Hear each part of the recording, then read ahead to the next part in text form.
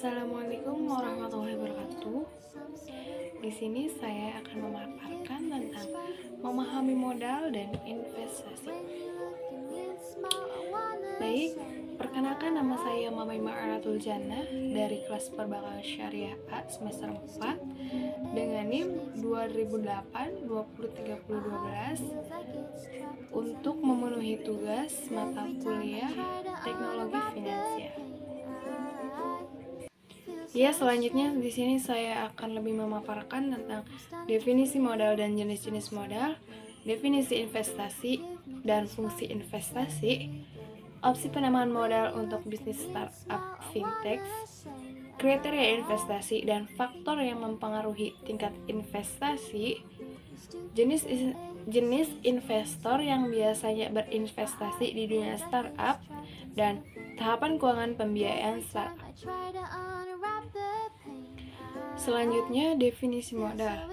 Definisi modal dapat disimpulkan dari sudut pandang ekonomi dan dari sudut pandang pengusaha bahwa modal adalah kekayaan yang dimiliki perusahaan yang dipakai untuk proses produksi lebih lanjut.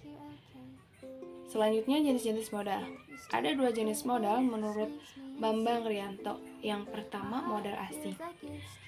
Modal asing adalah modal yang berasal dari luar perusahaan yang sifatnya sementara bekerja di dalam perusahaan.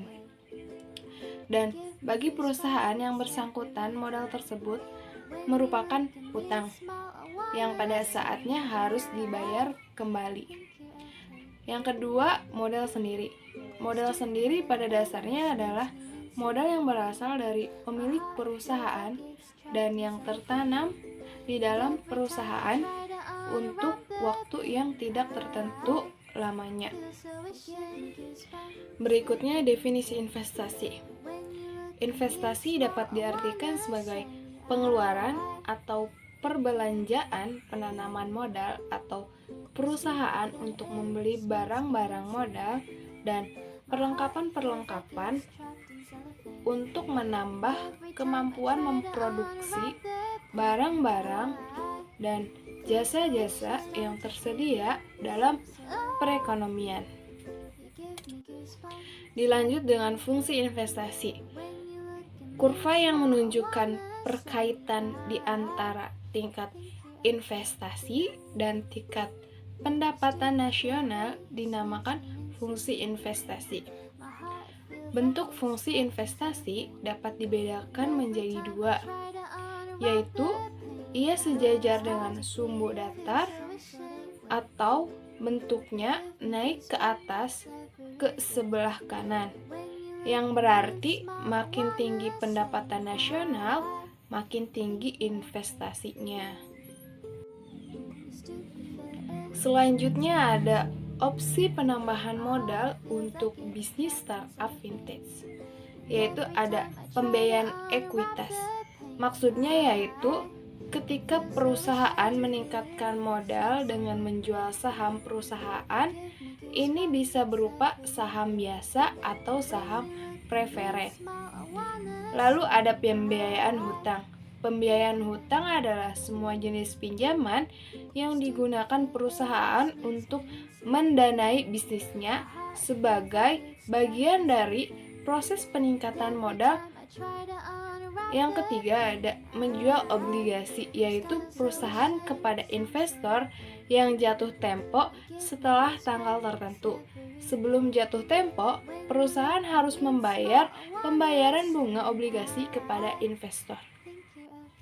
Baik, berikutnya ada kriteria investasi, yaitu ada 4. 1. Payback period. Yang kedua, benefit atau cost ratio. Yang ketiga, net present value. Yang keempat, internal rate of return. Selanjutnya ada faktor yang mempengaruhi tingkat investasi, di mana tingkat pembeliannya yang diharapkan, biaya investasi, serta marginal efficiency of capital, tingkat bunga, dan marginal efficiency of investment. Lalu ada jenis investor yang biasanya berinvestasi di dunia startup, yaitu satu angel. Angel investor adalah seorang individual yang membantu menaruh modal di sebuah startup. Sebagai gantinya, dia akan menerima obligasi konversi atau ekuitas. Yang kedua ada akselerator. Akselerator adalah pendanaan yang memberikan training bagi para perusahaan startup. Yang ketiga ada venture capitalist. Sama dengan angel, mereka juga akan menerima ekuitas kepemilikan ketika mereka menaruh modal di sebuah perusahaan. Selanjutnya yang terakhir yaitu tahapan keuangan pembiayaan startup. Ada bootstrapping atau dana sendiri, yaitu pendanaan jenis ini memang sangat ideal sebab imbal hasil yang nantinya didapatkan akan dinikmati oleh sendiri. Ada side capital.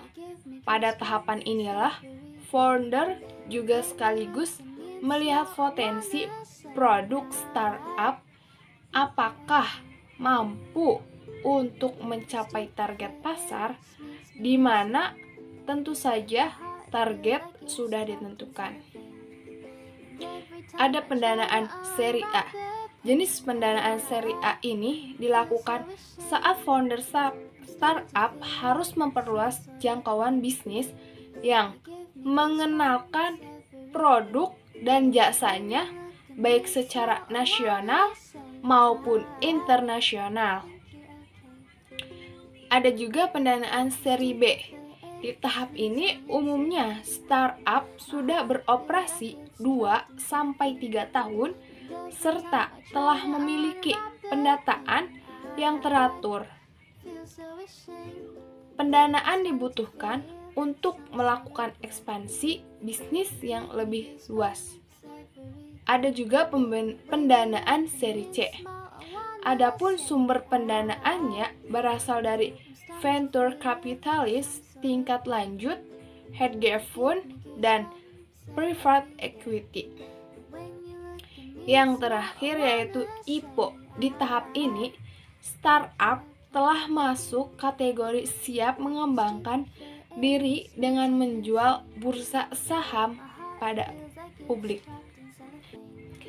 Mungkin sekian pemaparan dari saya, Mama Imaratul Jannah. Kurang-kurangnya mohon maaf. Wabillahi taufiq walhidayah. Wassalamualaikum warahmatullahi wabarakatuh.